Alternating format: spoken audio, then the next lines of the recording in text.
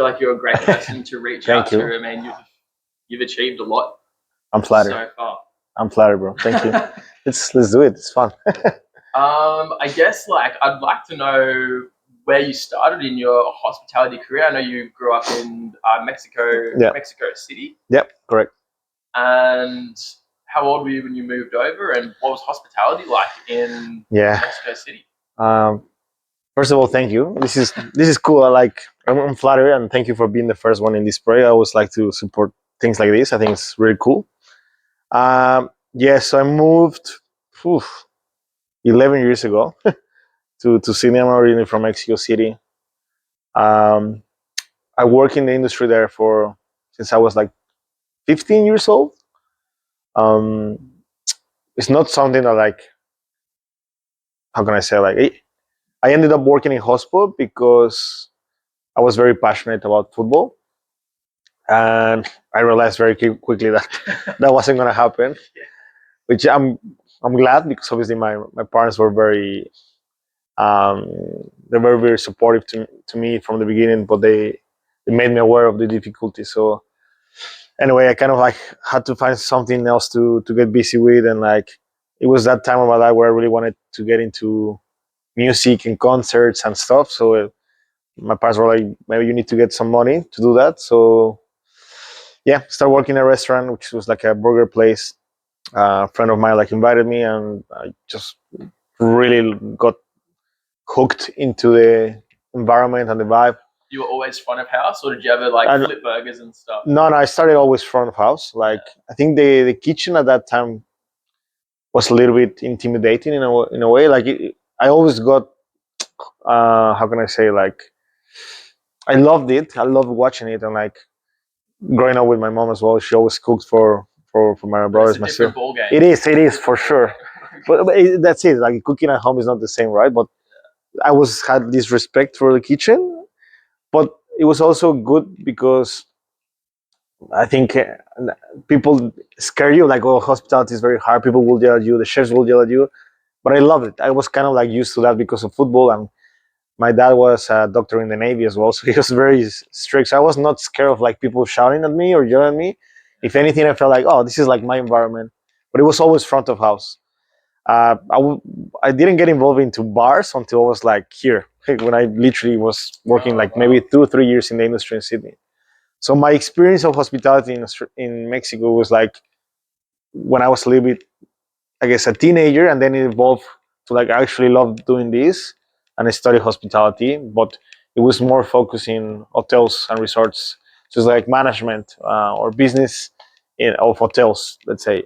Yeah. And then it kind of shaped into other things. So that's probably the most important part of hospitality you learn first. Yeah, I think I read something somewhere about your philosophy towards cocktails. It's it's not so much about the liquid inside the glass, but the moments and the feelings, the emotions it creates. Yeah, 100%. I mean, I think now I look back and I understand that the reason I have been able to, I guess, do well in this is because there was a good foundation, and I understood other things first than just the liquid.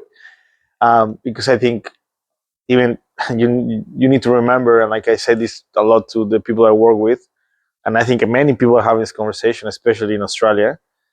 Um, you need to know as well how to cost a drink. It's not just about the drink is delicious, great, looks amazing, great, but how much profit you're getting from this? How difficult is to make? I mean, it too. You have a product, and having that consistency, making sure you're getting some profit at the end of the day. It's a business, right? So I think it's very important nowadays to have that mentality and explain that to the younger generations that work behind the bar. See, when you're a chef, that's the first thing they teach you, how to be organized, and there's no wastage, right? Try to reduce pretty much everything, and everything has to be cost effective, and that's something I learned working with chefs as well. And I think now it's starting to happen with the bar and with bar managers in the bar industry, but it's still, I feel, a long way. I feel maybe, I don't know. First hospitality job in Sydney. Yeah. Did you always?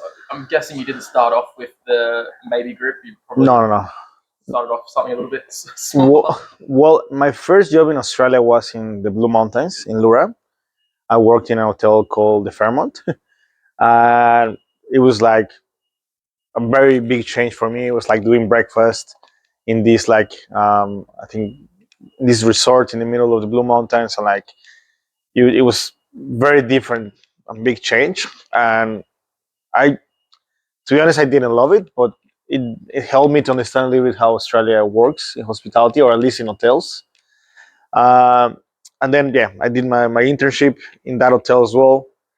And then my first job in Sydney, it was also in hotels because that's what I was studying. Yeah. That's what I wanted to work. Um, and I moved to Sydney because I had to do like 1 year in Lura. That was how the program was with my school. Then moved to Sydney, and I started working at the Sofitel in Wentworth. So I worked at the restaurant first, which was called the Garden Court, and then I moved to this bar called Soiree, which now has been totally refurbished and changed completely. But that was like my first gig in Sydney, and it was, look, I now I look back and I had a good time, and it was definitely different to what I do now.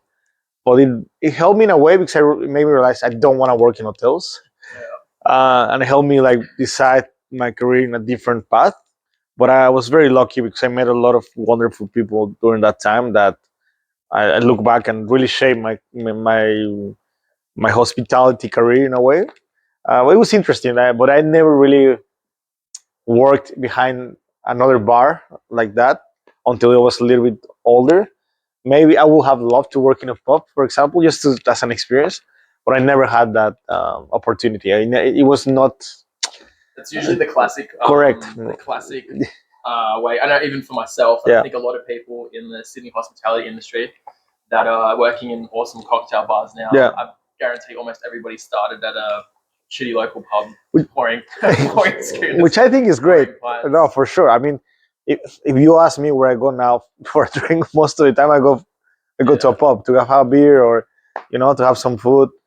But I didn't have that experience just because of how my career was like shaped in a way. Like you work in hotels, and you study this to eventually become something in a hotel. In hospitality management. Correct. Yeah, but it's all based on like to work eventually in an hotel. Yeah. Even when I was in uni, like I had a lot of, how would you say, I don't even know what's the correct word to say, but like there was some sort of like opposition to the way I was doing, because I always wanted to do more like restaurants or bars. And either close friends to me of me like baristas that they were really good. They wanted to work in like really good coffee shops here in Australia, and they were like, "Nah, sorry, because it's not linked to the hotel industry, right?" And it sucks because I realized that at that time that a lot of the best people work in cafes, in restaurants, in bars, not in hotels. I think it's starting to change a little bit with hotels now in Australia, but I do believe like the quality of hotels in terms of food and beverage is very low in Australia. So, and especially coming from Mexico, like there's a lot, and you have a lot of like famous people coming all the time. You have concerts all the time, and obviously we're a massive country as well.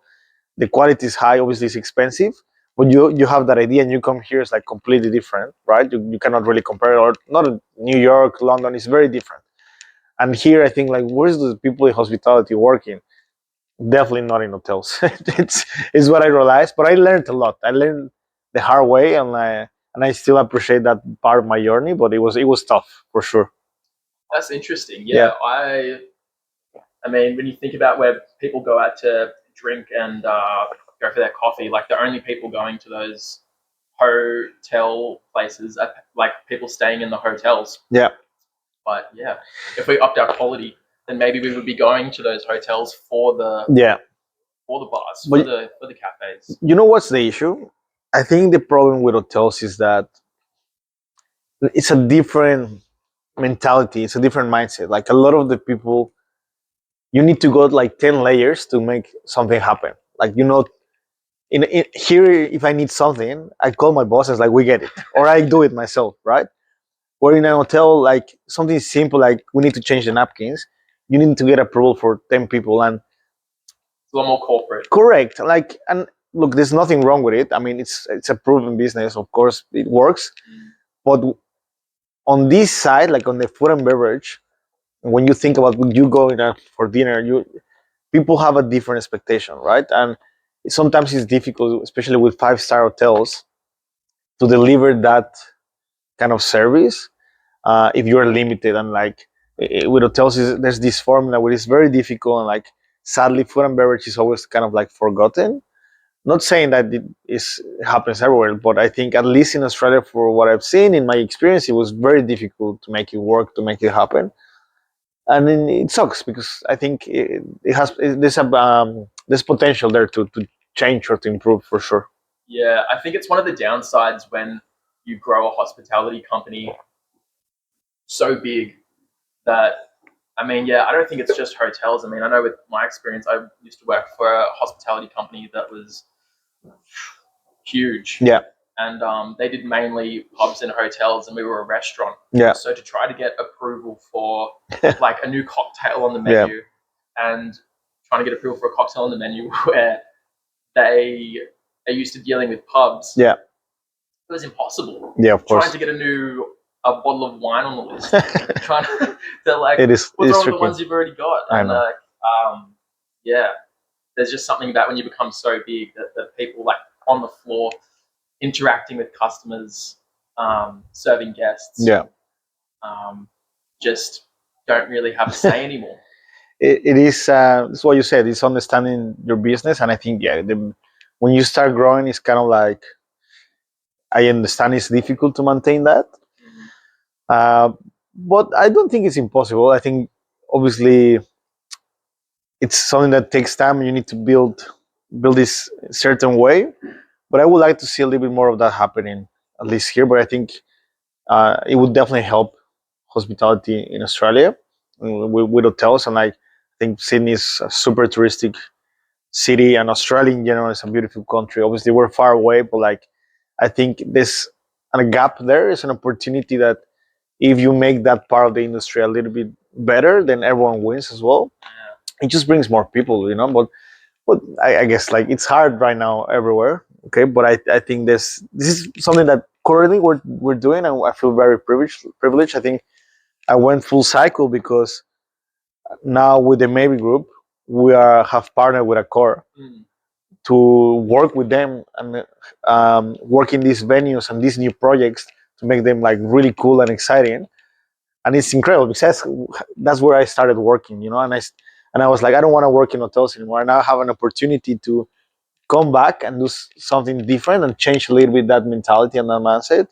And I think that's awesome. Like things happen for a reason. You're gonna feel that. You're gonna feel that gap that you saw originally. Yeah. You saw that gap, and you went, "I'm gonna move away." And you're like, "Oh, now I can actually have the opportunity to fill that little gap in the market." Hopefully, let's see. But so far, it looks exciting.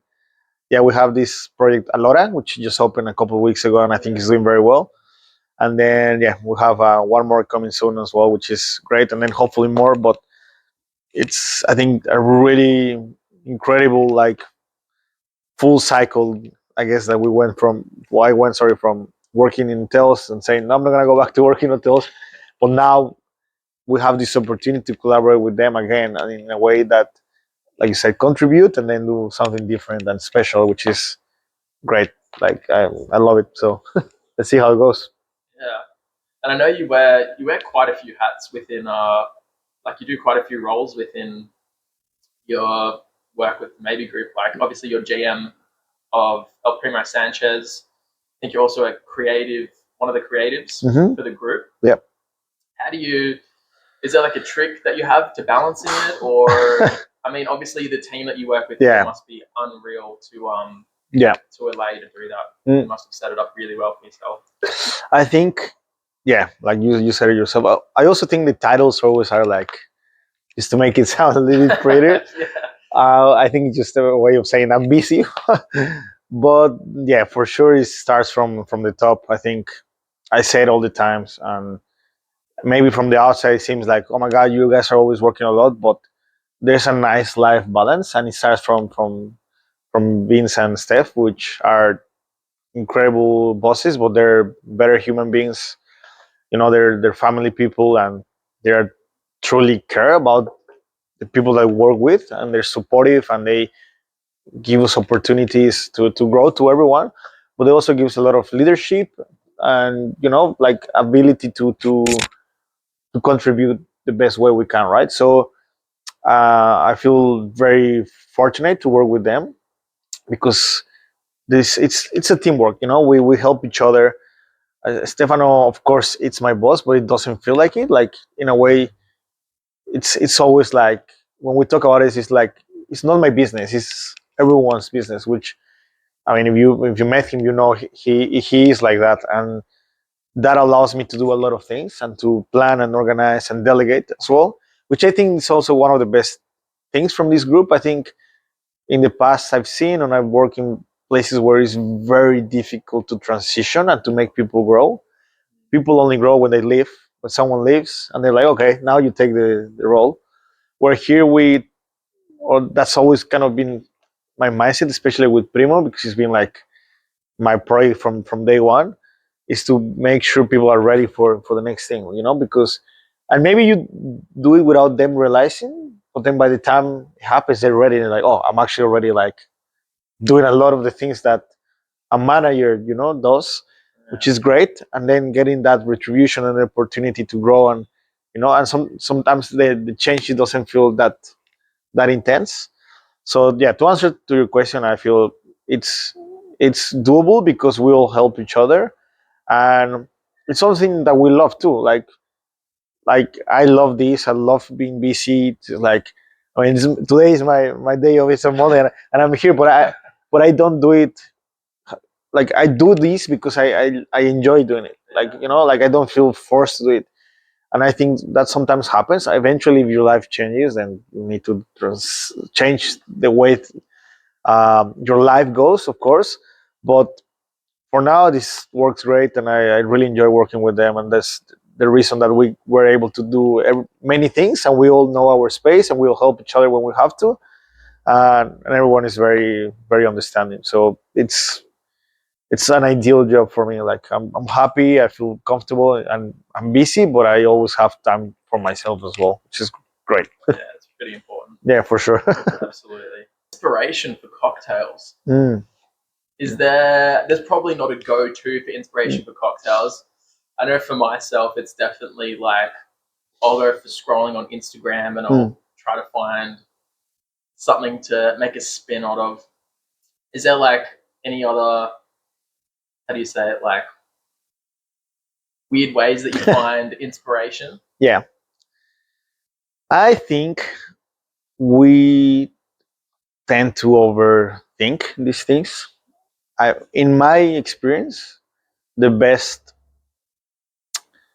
ways I've been creative or like the best inspiration I have got is from simple things, which is going out for dinner, like tried something new. And it doesn't have to be an expensive dinner, like going to a different supermarket and try something different. Like I got that actually from a guy that works with us, Jara. He's like, sometimes he took us to this like Asian market, and it was all of these flavors. I was like, this is incredible. And you try these candies and this ice cream and this, and that's already like starting your. Well, at least it works for me. Your creativity starts like working in your head. Definitely trying dishes and seeing other people inspired by certain things. Um, I think that's for sure helps you as well to at least give you a different perspective. Uh, Another way as well to do is traveling. Of course, not everyone has the opportunity to travel. I've been lucky and privileged to travel, and I've seen different countries, different flavors, different ideas. That helps. But now, like you said, you don't need to travel. You can put TikTok or whatever, and you have so many options there as well, and that for sure helps. But for me, it's always like trying to think on a more basic way. For sure, travel, but try to be simple and try to find, I guess, a way that you can do something the best way possible.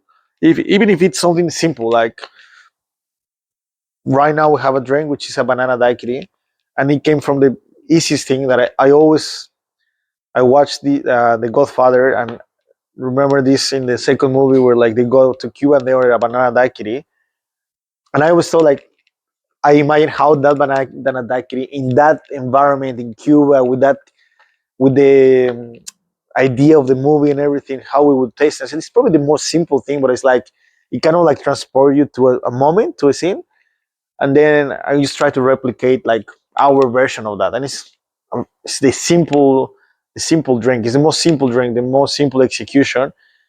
But I think sometimes that's what people want. You don't need to break your head for it. And I think that's maybe now how I approach drinks, and I try to not break my head that much. Um, but I think as a bartender, it goes in cycles. You when you're younger, you're probably a bit more.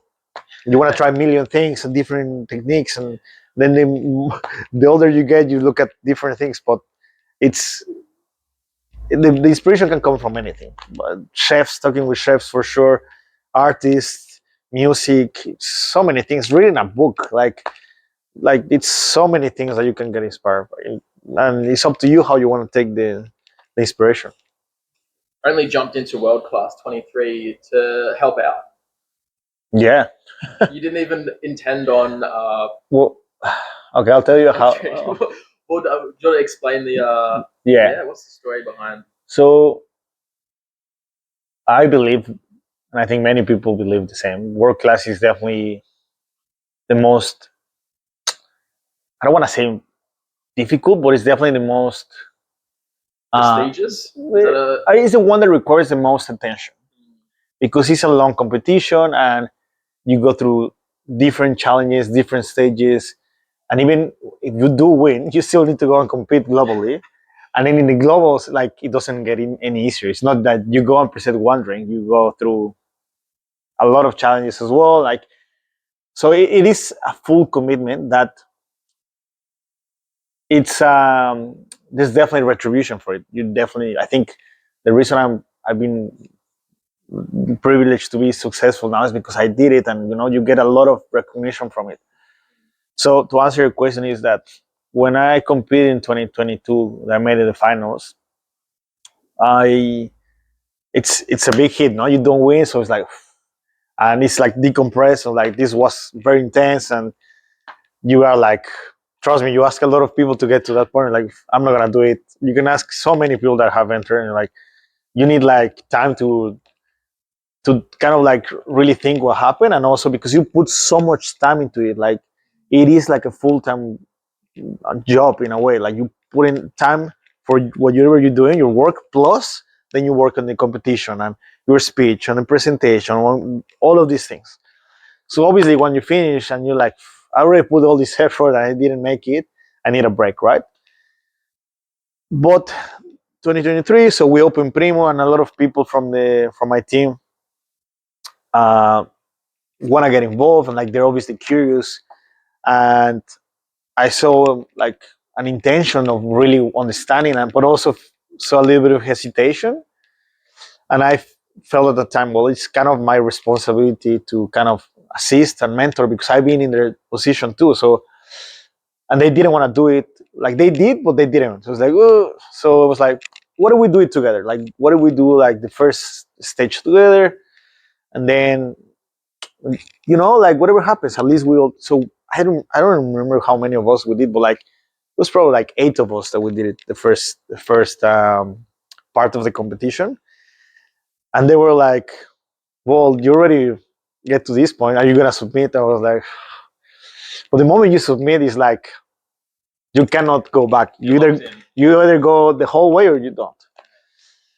And I said, "Look, okay, I'm already in at this point. I already did it with them. Why not? I'm doing at least I'm doing it with my team. I'm gonna enjoy it. I already been in this part before, so I did it.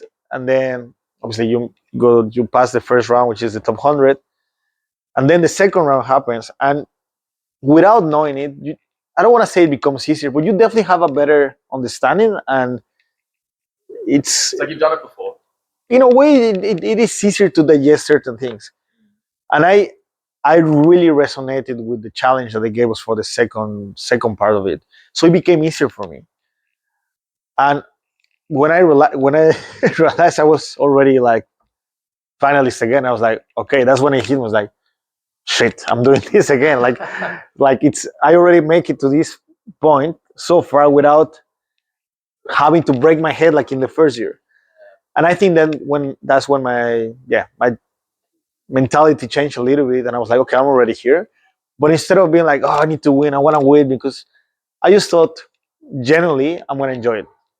If I win, great. Whatever happens, happens. And that's how I started. I would have started by helping like the team to enter and to get an idea of how the competitions work. And now I'm here in the final. And I think that's the reason I was able to win, because I genuinely enjoyed it and I had a great time, and it felt relaxed. And when people ask me, it was like, oh my God, it was like, when I look back, I didn't feel it was as hard as the first year, if I'm honest, just because I think I had a different pressure on me or different mentality. It almost sounds like that you're in like a bit of a flow state. Like you didn't Yeah. feel like the pressure on your chest anymore. Yeah. You're in a bit of a flow state, and you could kind of put effort into it, but Yeah. also enjoy it while it's exactly. And like I think everyone that enters and everyone that gets to that point, it's very talented. So it's not that I don't know how to say, but like everyone is good. Like anyone can win, you know. So Yeah. I think it's just as well on that day how you feel and everything, and how things work for you. And I think I did what I needed to do, and I enjoyed it, and I had a good time. But definitely I had a lot of support from the amazing people around me, and that really helped me to have that mentality and have that calmness.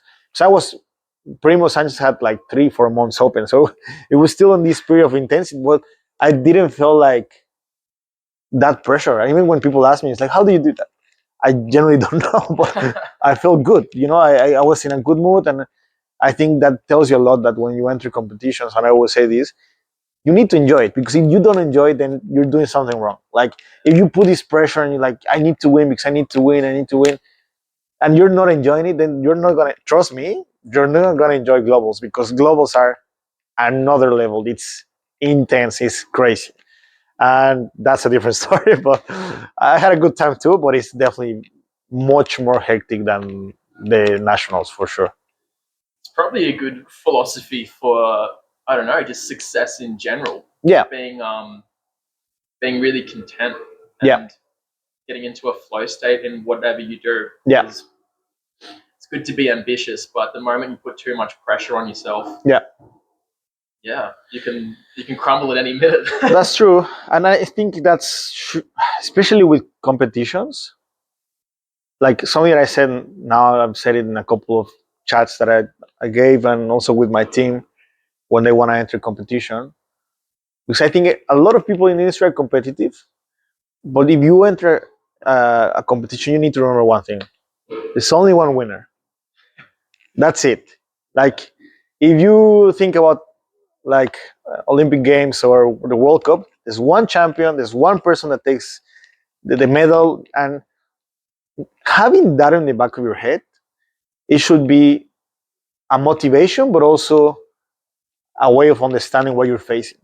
And not winning is not failure, but what you can take from it and learning from it. And I say this, I give the example with how many people fail. Like it's I know it's such a cheesy topic nowadays, and like this motivation, but it's true. Like I think if I didn't fail the first year in nationals, I wouldn't probably enjoy it as much as I did in the year after. 100%. And like, if I'm honest, I was not ready to win.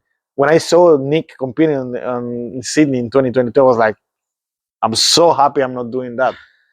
And then you understand why. So things happen for a reason. I don't think not winning is a failure. It's what you can take from it, and take that as a positive thing. You can always do it again. Like, and you probably fail more times than you actually win. So it's important to have that in the back of your head for sure. You have a mentorship program called the Butterfly Society. Yeah. I don't know a lot about it, but Yeah. I think it's very cool that you've done something like that. Mm. You opened it, or you started it after you finished World Class 23. That was one of the challenges through world class. So the second challenge for nationals that year was an initiative with Kettle One, which they call it Garnish with Good. And that initiative, I took it like the next level for globals because they had a similar challenge. So I guess I just took it and made it a little bit bigger. And the whole idea of Garnish with Good is about doing something good, right? And it is usually focused on sustainability, but everyone used to think about how can we be more sustainable and reduce ingredients and like that, which it's great.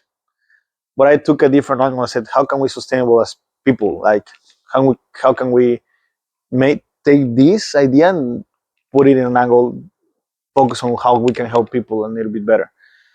And I think it was a bit easier for me to take that part because the whole idea was to make a transition easier for immigrants, people that come from overseas. I face that issues. A lot of the people that I met have come through that journey, and it hasn't been easy. It's now I can look back and obviously you're proud of yourself and everything you have achieved, but it was a nightmare. Like it was very difficult. I yeah, no, not just myself. I was lucky that I had people next to me that supported me, but it's not an easy journey, right?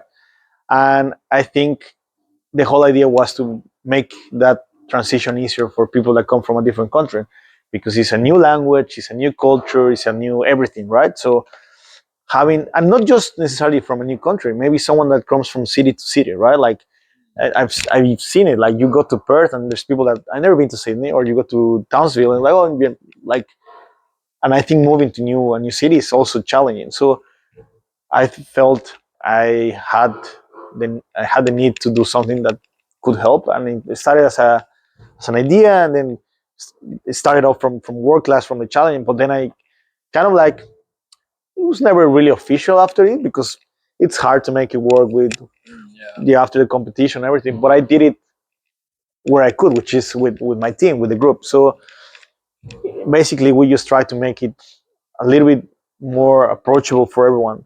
And as you can see, like a lot of the people that work in the companies from not from Australia, so we try to make it easier for everyone. Like we try to do activities outside of work, um, whatever that can be, like running, playing football, go karting, pottery classes, or going for a drink. Like, and I think that helps a little bit. But also, I think now we have a very solid way to assist people when they come from a new place and they trying to get a job. Right away, we have that connection and say like, okay, we tell them like, like we know there's someone coming that wants a job with us. We try to do the interview beforehand and everything, and we tell them before they even arrive, you need an RSA. This is where you can get your bank account. We suggest you to look a place on this area. So by the time they come, they already know, oh, I need to get my tax phone, or I already got my tax phone number. I know what an RSA means. So a lot of the times, and it happens, like you see people with a resume, and then they're like, oh, I don't know what I need. It's very hard, and then it becomes harder for them to actually find a job. So in a way, we try to transition, and even if they end up not working with us, and we say, look, we don't have enough hours, but we have someone else, that we can send you, and we're trying to be honest on that aspect. Even that, it's helpful for people, and I think it has really helped the way we work with the team. We, I'm proud to say that our turnover of staff is very very small. The people that leave is because unfortunately visas and the way it works here. But overall, I think people always stay here because we try to make it easier for them, and also we don't chain anyone. If you feel like you want to do something, we do it. But even if you leave the company, you still continue being a part of us, and we try to retain that connection and that community, which is what is important for us. That's so that's so interesting. So it started off as a incentive to be like regenerative. What would you say? Like what was the competition for the kettle one? It was Garnish with good is the name of the. garnish with good. Yeah. So to reuse your ingredients, Correct. more sustainable. Yeah. For your ingredients, and you took that as well. What about sustainable for the people in hospitality? Correct. Yeah. That's such a different like perspective shift. That's so like extremely creative, and it was risky, but I felt like it paid off. Definitely. well, for sure. I mean, I won that challenge, but more than the award was the fact that this actually makes sense. It made sense to them, and it felt like this is actually a real thing. And I just came back from Athens to give a speech as well with Patron about why immigration is, the future of hospitality, and I see it every day. Like I think that's a real issue here, um, like in many other places in the world, of course. Uh, and I feel like it's something that we need to talk about, and it's something that has to be discussed. I think it's still kind of like a taboo topic, but in this industry, like in many, I think it's necessary to have people from overseas. Like I am not from here, and this, I would say 10, 12 people from my team are not from here. So, and many other venues is kind of the same. So I think it should be a little bit easier, an easier path for people in hospitality.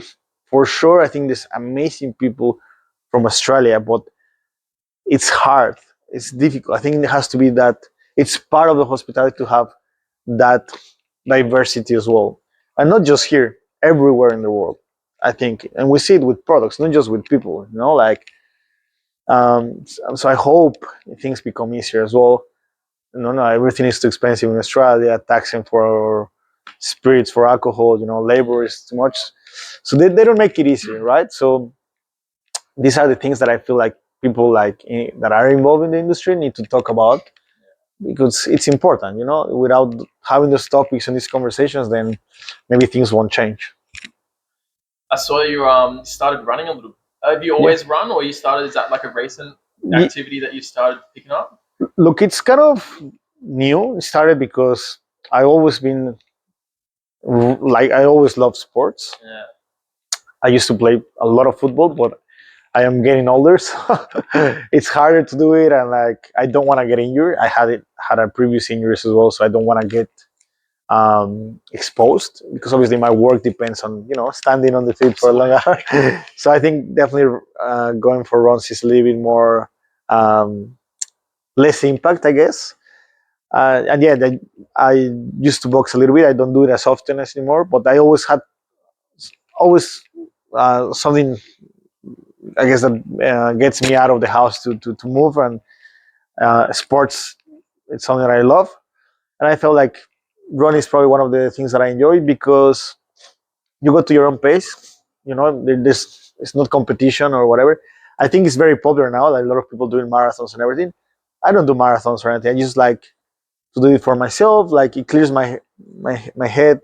I think Australia, well, Sydney in particular, has incredible routes to run. And then for me, I feel like I live in Surrey Hills. Like going to Centennial Park is like it's close. You go for a nice run. It's a very family vibes area. You finish, you go for a coffee. Like it's close to my workplace, so it's something that I truly enjoy, and it's great. I think you can find good community of people as well that like to go to run. You see a lot of people do it. Everyone does it differently, and it's great. For me, I like to do it to maintain myself healthy, emotionally, mentally, physically. But and I have a lot of respect to do it more seriously, like in terms of marathons and everything. But for me now, it's just to keep myself healthy, and to be I guess active and doing something cool. So have you done any events in the past, or we did, I think 2 years ago or a year ago probably. We did a race with, it was 5 or 6 of our team. Uh, I don't remember the name. I think it was I forgot the name, but it was kind of like Tough Mudder. But I forgot yeah, Spartan. something similar. I don't remember the exact name. but it was really cool. It was like 10K race. Yeah, like you're in a team, you go through obstacles. Correct. Yeah, and we were like, oh, let's do the 10K. It was 5 or 10K. We're like, yeah, let's do the 10K. I mean, we did practice a little bit. We trained a little bit. Jorge, who's the manager, he's really fit. He does Krav Maga, so obviously he was fine.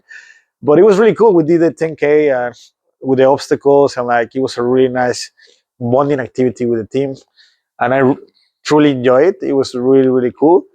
Uh, so yeah, we did it, and since then, like I've always been active. Like I said, I always do something, even if it's football or if it's a little bit of boxing. Nowadays, running is the easiest as well with my schedule and with the work, because you can go very early in the morning or you can go just before work, and it's the flexibility as well from the hours from hospitality. Even some people do it at night when they finish work, and it works well for me. But I truly like it. I enjoy this thing. It's good. You don't need much. Some running shoes, and that's it. That's it. Easy. Yeah. You run too, right? Yeah. Yeah. Yeah, Nice. I love running. Yeah. It's cool. 10Ks this morning. Nice. Sets you up for the day. That's it. I feel like. Yeah. No, it's a great way to. Yeah, and then you feel like, oh, I have the whole day to do a million other things for sure. Yeah, I like it because it like sucks so much. I'm like what when you those last like kilometer or two, you're like, I feel like shit. I know. And then you're like, oh well, the rest of my day is not going to feel anywhere near as bad as That's true. For me, it's always the first 5 minutes where you're like, why am I doing this? And like, is that resistance? But then once you get your pace again, it's like, this is great. And like, then I feel proud of myself. And then I look at Matt White just running. I was like, oh my god, I don't know if you follow him, but yeah, bro's doing like it's half marathons every day. It's crazy. It's like I don't know how he does it, but very impressive. I'm happy with my 10, 15K, and that's it. Yeah, yeah, that man is a machine. he is. Have you always been like really confident with public speaking, or is that like a skill that you've had to develop over the years? No, definitely. I was not very good at public speaking. I still don't think I am. I mean, I can do it. I don't know if I'm great or not, but at least I'm not scared. Like, which I think is the biggest thing. Yeah. I think if you put that fear in yourself, that's what stops you. But for sure, you can improve, and you can, I guess, do better if you practice. I think practice for sure makes you better, like in many other things, right? But how did it start? Like, I think, to be really honest, I got inspired when I was doing my internship in Cancun, in Mexico. I was probably 17 or 18 years old. And basically, I was doing, well, you could work in any area at that time in the hotel. But they asked me if I wanted to do entertainment, which basically entertainment is the guys that are like, doing activities with the tourists. Like, oh, you want to go play volleyball? You want to go like, to, I don't know, do whatever, like activities with people, right? And I was like, okay. And it seems like an easy job, but it's not, because you're literally under the sun the whole day and you're talking with people in English the whole time, right? And you need to have this very bright personality and always in a good vibe, because a little bit fake. Well, in a way, not fake, because literally the people that do that genuinely enjoy. Because once you get the chip, like you're like at the beach the whole day with the sun, enjoying meeting people all the time. So it is a pretty cool job, but it is exhausting and requires a lot of energy and a lot of uh, positivity, in you. But one of the things was that you had to also do public speaking with a microphone. And I was terrified. I was like, nope, I'm not going to do this, because he's like, I'm not going to speak in English in front of all these people and these tourists. And like, I avoid it as much as possible. How old were you at this point? I was like 17, 18. 17, 18 yeah. I think it was 18 already. And yeah, and you saw these guys and they were all so confident. And at some point, something hit me, because talking with them and everything. And one of the guys that I used to work with told me, like, what are you afraid of? Like, you probably won't see these people ever again.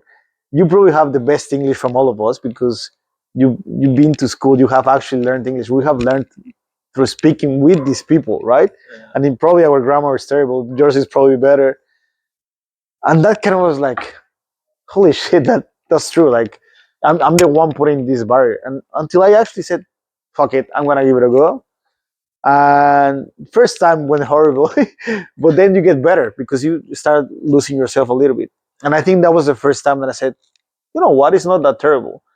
And then you become more confident, and then I think you learn how to, yeah, have a better pace with people and the way you speak.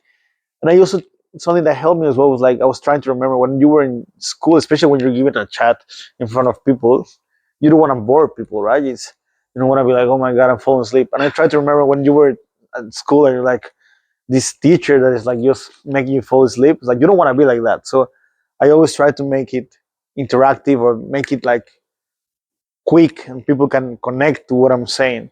So it's not, it doesn't become boring or in a way just, you know, it doesn't, the message is not well received. And that has kind of helped me to shape a little bit the way I talk and I speak. But by no means I'm someone that rehearses a million times. I've never been like that.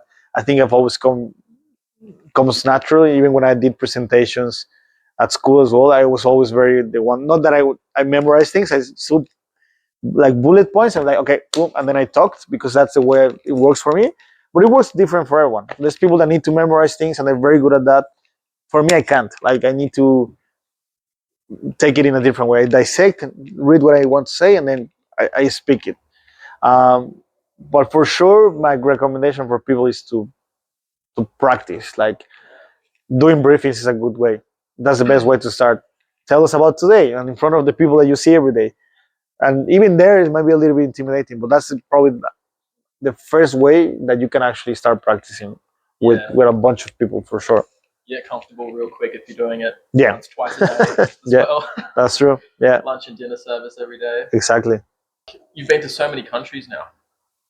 You've traveled so much. A few. Have you got connections at almost everyone at every single continent? I wish. Yeah, for sure. I've been lucky to travel quite a bit in the last 2 or 3 years, and I think it's probably one of the best things about the industry, the networking, having friends everywhere in the world or like in a lot of places. For sure, it helps for sure because it gives you an opportunity, a platform to connect, but not just for yourself, for the team. If anyone wants to go to, you know, Edinburgh, like it's like, oh, where should I go? Like, go and see the guys from Pan and Sons, Ian, or like, or Mexico City, where should I go? Like, you know, connect with the guys from Mauro or Handshake or Limantour, you know, which is, it is, I think, a very unique aspect from our career. I think chefs do it very well too, uh, and I think with the bar industry is probably for me one of the best elements that exist in hospitality. The fact that you can connect and network with people, because I'm sure if you say, you know, I have, yeah, a bartender or a friend or a guest, a regular traveling to Hong Kong and never been, I said, look, go and check, you know, Bar Leone or Montana or whoever. Like, it definitely, it's hospitality. You're taking care of them without even having to take them to the bar. You know, or even people that come here like, oh, it's our first time in Sydney. Where should we go? And like, have you been to this place? I always get stuck on that one. They're like, what should we do in Sydney? It depends, right? For sure, but it's always great to give a bit of opportunity for people. It's good to give them opportunity to discover, but you can also guide them. I always ask them, what do you want? Like, what's, and I always try to mix it with recommendation, like a bit of food. Also, try to divide it in areas. Like, you want to go to Newtown, or you want to go to the CBD, or you want to go to Bondi. You know, it depends where you are. Um, but I try to divide it like that, and I think the guys here as well do it very well as well. They have way more friends and connections in the industry as well, and it's great because it gives you an opportunity to keep connecting. They're like, oh, I just came from Batasumi and they told me to come here, and like, obviously we do it through our group as well. Maybe Sammy and maybe Frank and everything. But we do it with other venues. Like when I go, I love agave. I love tequila. Where should I go? It's like go and check Cantina. Okay, you need to go. Like and like it's different experience, different vibe, but like amazing products. Like they really know about agave. Like and I think having that hospitality is very important, at least for me. And I think we should do it a little bit more in Sydney because it's great. You know, if it builds a good community between everyone. You know, like so many amazing bars in Sydney and in general in Australia. I think that it's great, and I would like to see if we do it internationally, we should do it way more in here. Like like you told me, like competition is not, you know, I hate these guys or what. No, it's like, you know, there's a bar for everyone. You don't need to love every We're single both venue. doing the same thing. We should be. That's it. We should be It's sharing with each other. that's it. It's not like they do it better, we do it better.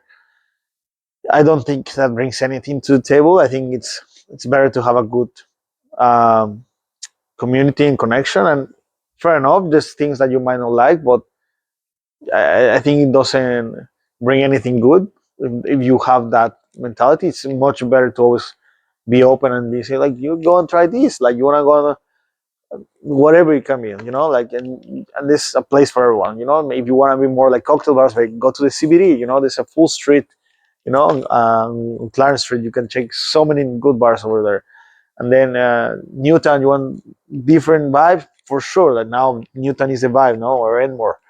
It depends on what you want. So I love doing that, and I think it opens up like, oh, I didn't know Newtown had this many bars or Enmores. Like now you know, and it opens a full gap of so many different venues. You know, even here the neighborhood is amazing. Here I am super happy we moved here. We have the Dolphin next door, which is pub with delicious food, but like good vibes. And then across the street, you have a wine bar. And you have so many restaurants. Are like it's perfect mix, and it just we see it.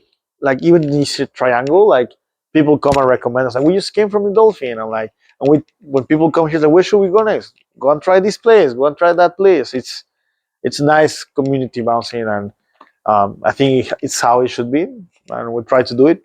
It's the way I like to do it too. So Yeah, nice. Do you think Sydney's? I mean, obviously Sydney's pretty diverse in their venue portfolio. You've got a little bit of everything. But if you had to open up a new venue, is there like an idea that you think hasn't been done before, or you think it's all been done? It's just doing the same. I don't know how to say it. It's not that everything has been done. I do think everyone does the same, but it's not an. I don't think it's a Sydney issue. I think it's a. It happens everywhere. I don't think you need to be like a unique niche. I feel you need to have identity for sure of what you are and who you are. I mean, think about Primo. I think there's many cocktail bars and there's many like Mexican cocktail bars, but we have a different identity to other places, and we embrace that. Like we by no means we say we are the best Mexican bar. No, we don't say that. We don't think that. It's just we have a different approach to it, you know, and the approach comes from my experience, Stefano's experience, the people that work here experience with Mexico, you know, and agave products. And I think that is like about not taking ourselves too seriously. We obviously respect the agave, we respect the culture and tradition, but also in Mexico, people are do it to enjoy. You know, we're not like, oh, it's not like whiskey. We're like this is the truth. Like in reality, like people drink it to celebrate, to enjoy, and it's important to respect that. But it's also we need to see it more as like something that makes you happy, and you do it as a celebration. And I feel it's the same with cocktails. Sometimes people think too seriously, and it's good. I respect that part too. In my opinion, for me, it's more about take it a little bit easier. You know, it's just drinks. You know, you're not saving lives. I think this. That's my favorite. That's my favorite saying. I say that to my service every service when it gets a little bit hectic, and you see like your bartenders or other managers like start stressing, and you're like, just we're not Yeah, saving lives here. that's it. We're just we're just serving food and drinks. Exactly, and I think it's the more I've been in this industry, I have that mantra a bit more in my head. I think it's about enjoying and making sure people are having a good time and they live with a smile and they enjoy the cocktail. And maybe I'm not saying I'm always been like that. For sure, when you're younger, you want to make sure people always love their cocktails, and you get upset if they didn't like my cocktail. Why they don't? You're not here to educate people. If they want to learn, they'll ask you, and they'll give you that opportunity. And I've seen it now with we have this pasaporte of tequila where people can try the agave and they're interested, and like which is great. We don't force them to get it, but and the pasaporte it's free, but people want I want to try this, I want to try that, I want to try that, and it's great because we are not pushing people to do it. They just come and ask for it. Um, What's this? So you have like a passport that you can stamp off all the different agave, agaves. exactly. Oh, that's a cool And concept. to be really honest, I was like, I don't know if it's gonna work or not, but it has worked very well because people are like, this is really cool. Like I can keep a track of what I've been drinking. I can see the differences, and you write the notes as well. Like, and you can see the difference, and it has zero cost. Like we don't charge you for it. It's just an opportunity for you to try different things every time that you come, right? And we write your name, we save it. Next time you want to try another one, which is a great way to do it.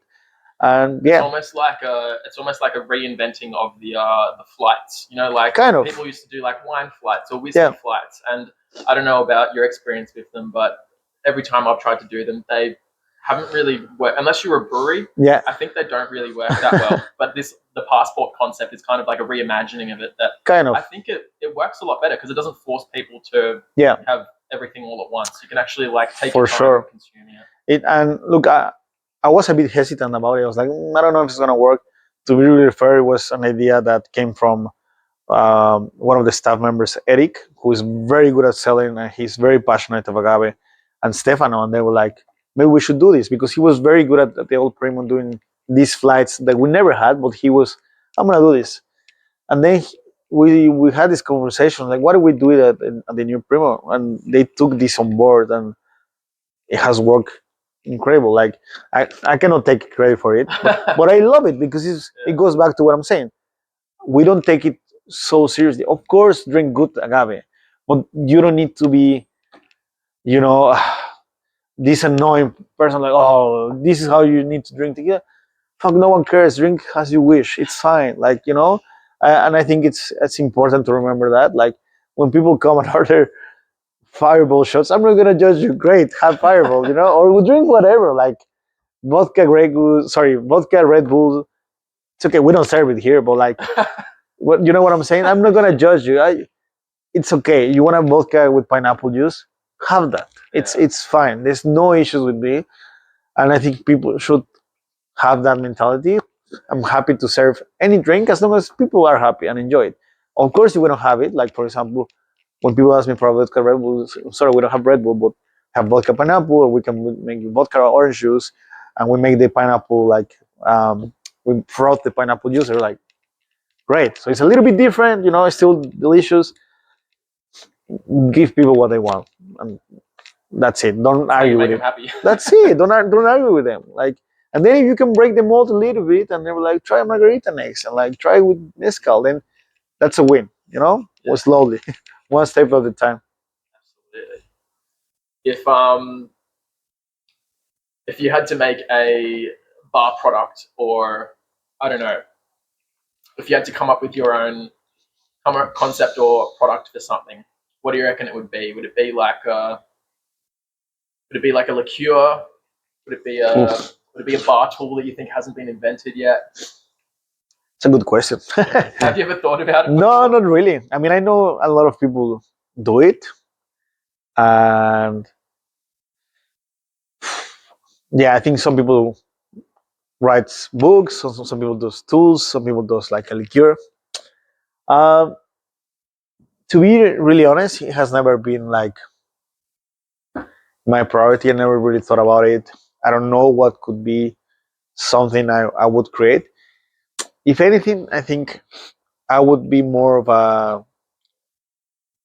how you say it, like an advocate of agave, not from one brand in particular, but I would like to people dig in more, not just on the product, but in the cultural aspects of what agave is for people and what's the cultural impact.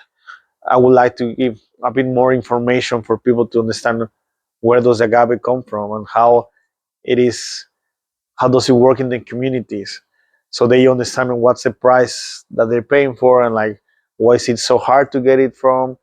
And Is that something that you can go into now? maybe like it's Not like too deep into it, but just like so. yeah, I think I do it in a way that I can, and like I don't know, people can be like, oh, but you work with this brand and you work, of course, like it's the way as well that you raise your voice. And I wouldn't work with brands that I don't want to work. Like I have also said no to brands that I'm like, no, like I don't resonate with you. But before you judge a brand, also try to understand what they do for the community. Because one thing is the product, right? And okay, you don't like the product, but there's a lot of brands that do a lot of for the community. And there's also a lot of, especially in Mexico, in a third world country, there's a lot of issues that people don't know within the industry that happen, like, and people that live through these issues day to day, and understanding that part, I think, for me, is like when people get annoyed about this, and like, oh, but why do you drink this, or why do you work with this brand? And then you're telling me, it was like, well, but I come from this country. I know the real issues. I'm not gonna argue with you about it, okay? But I have a little bit more understanding of the cultural impact on what happens there. So that's why I never judge people on what they drink or how they see certain product. I don't, like I said, I'm not here to educate people unless they want to know more. Uh, I, I'm gonna say a phrase that I love from Ted Lasso, which is be don't be judgmental, be curious. It's perfect for our industry, but it works so well. Don't judge just because learn a bit more, and then you can have your own opinion. That, I don't know. It works for me, I guess. It's very enlightening. It's a great perspective to have. Yeah, for sure. All right. Last thing before we probably wrap it up. Yep. Knowing you've probably got something in the works already for your next nothing crazy project or travels. What have you got going on in the next, I don't know, start of next year? Yeah. Well, definitely, Primo is my priority, and it's now that we have opened, we've seen this amazing response from the neighborhood, from the people in the industry, which I love, and continue nurturing this venue and making it grow to the next step. It's like Primo grew up. Yeah. A lot of people come and are like, "Oh, but the old Primo's like, yeah, I know, but it's like Primo before was a teenager, now it's an adult. It's like exactly. So it's like a more adult version of Primo. So I want to continue pushing this Primo to that next level. Like I said, yeah, a couple of projects with a core, which is really cool. Coming very soon. So that's the next big step for maybe group and for myself in terms of the creative part. Uh, I don't think I have a lot of travel, to be honest. I think I just did the last for the year. Maybe, yeah, in Feb, March will be a couple more things, but for now, nothing finalized. For sure, we'll do things, but nothing set yet.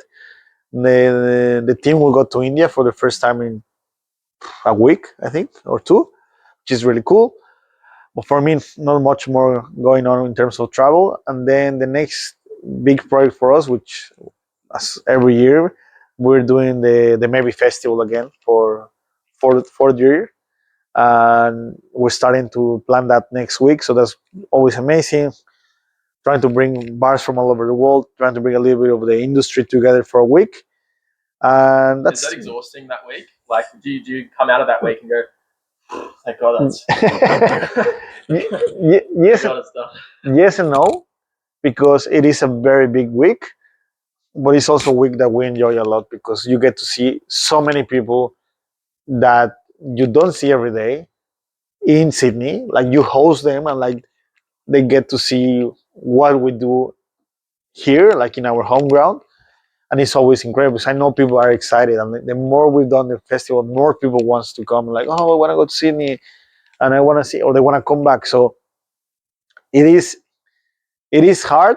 I'm not gonna lie, but it's also the best week that we do. Like, and we all know that. So when that week comes, we're all mentalized. Like, yeah, we're gonna work a lot, but by the end of it, we're like, it was worth it, and now we can relax a little bit. We can rest.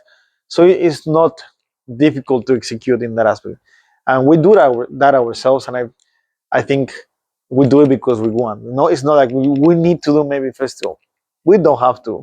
We do it because we have a true care of doing something cool, for people, but also for ourselves. Like I mean, I would tell the guys when they look back and say, "Oh my God, I can't believe we hosted two number one bars in the world. We had Paradiso and we had Handshake. Like, how many bars can say that? That you have them at your bar, Yeah. and like every year. And but we have been lucky, especially obviously with maybe Sammy, but also with Primo. Like we had Hanky Panky, we had Alquimico, we have Café La Trova, so many amazing bars, and like it's an incredible experience. And having that opportunity as a staff member and being able to connect and not only behind the bar but also see them outside and do things outside and show them the city is something that they don't forget and we don't forget, because I've seen them now overseas in other places. Like people are always happy and it's like, oh my God, I had a great time in Sydney and all of the bars were amazing, the hospitality was amazing, and it's a really cool week. It is intense for everyone, but we all enjoy it. It is worth it for sure. Amazing. Eduardo, thank you so much. No problem. Thank you so much for having me. All good.